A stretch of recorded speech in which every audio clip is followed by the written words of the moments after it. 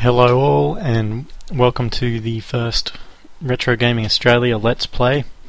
I'm the site's owner, Matt Keller, and I'll be doing these videos from now on.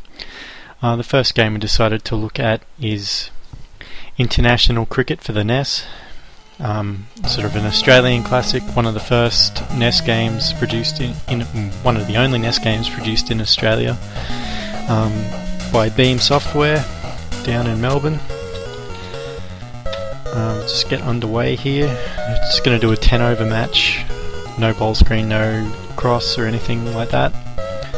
The Australia for a bit of patriotism against England because they suck. As you can see, all the Australian players are named after people at the time, although they didn't have the licensing rights, so the names have changed a little. For some reason there's two Merv Hugheses. I think he was pretty popular back then.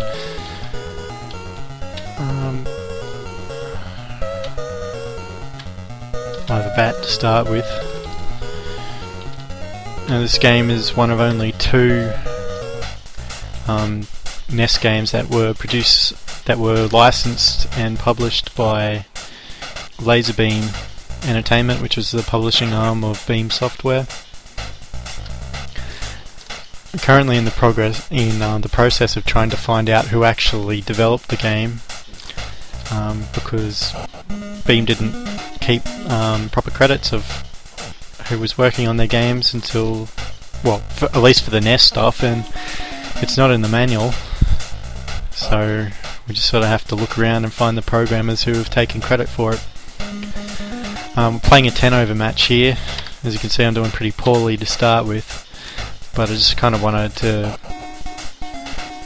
capture a video and have a bit of a test and play around before I start doing more of these. And batsmen actually have 16 shots available to them, just the play on the ground and the big slog shots. As you can see, I'm not hitting anything here at the moment. That's better. And the bowlers generally have a pretty wide delivery selection as well.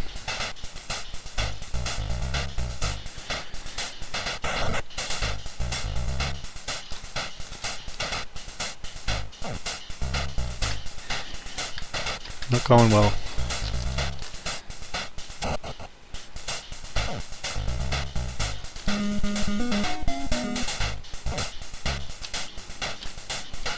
That's a little better. You can figure out how to exploit the game pretty easily after a couple of playthroughs. Generally, shots to the side like that will go for 4, and just through mid-on. And cover drive's not too bad either. Spinners are a little bit different, a bit more difficult to play than the fast bowlers, but generally you can play them off for a single or two here and there. And try to slog and get out. So see, they've got some pretty cool voice samples and stuff there. It's pretty advanced for the NES at the time. We're not going to do too well here.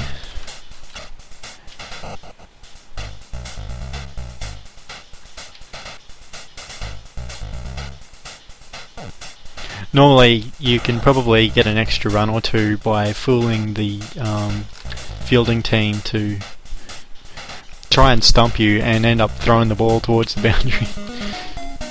As you can see here, I'm getting a few sundries. Occasionally, if you start gaming too many runs out the side, they'll start putting fielders there. Another wicket gone, I think.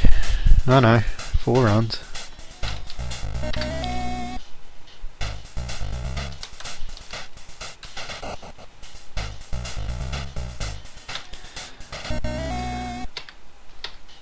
If I can get about 50 runs, I think I should be able to defend it pretty well. It always helps when they stuff up.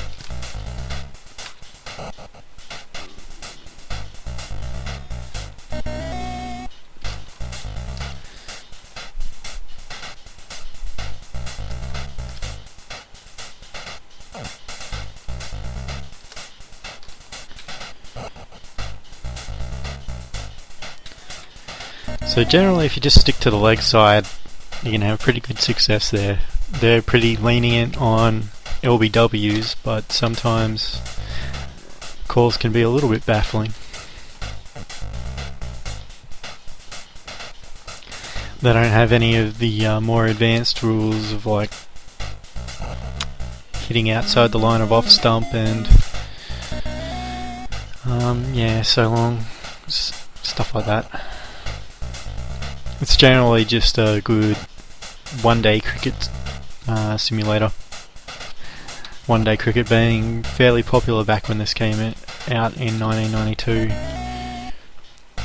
when they were still running the Benson and Hedges World Series, as it was called at the time. 50 runs, I think we're going to have enough. Just add a few sixes for a bit of humiliation. Still got 4 overs to go. No, that's out. Down his throat.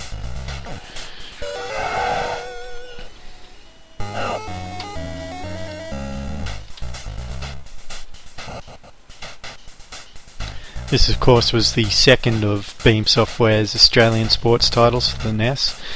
Most of you will know that they did an Australian rules game, Aussie Rules Footy, in 1991. It was actually the first licensed game published by an Australian publisher, which was Laserbeam Entertainment, the publishing arm of Beam Software. Beam Software were one of the first non-Japanese developers to be licensed for production on the NES, and they did a lot of those really bad movie conversions for LJN, which was one of Acclaim's subsidiaries, but they're a little more famous for their Spectrum and C64 output, like The Hobbit and Way of the Exploding Fist. After this, they did a few other cricket games. My favourite one was Super International Cricket, which came out in '94. They followed that up with Cricket 96. Ooh, we're out in the slips. Cricket 96, which was essentially Super International Cricket with some commentary, slightly updated graphics and put on DOS. And then they followed that up with Cricket 97, which was one of the first 3D cricket games, and that was the first one where they had commentary from Richie Benaud and the the official license from the International Cricket Council, Cricket Australia, as they were called at the time. Last over. Not starting well. And that's probably going to be out too. Mini collapse, kind of like the real Australian team, huh?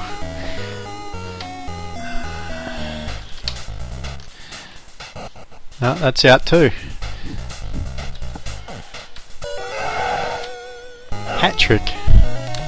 Something you'll never see the English team do. There's a little scene of being transformed into a duck. We'll just bat this innings out and slog for it. We've got enough wickets in hand. We've already got more than enough runs.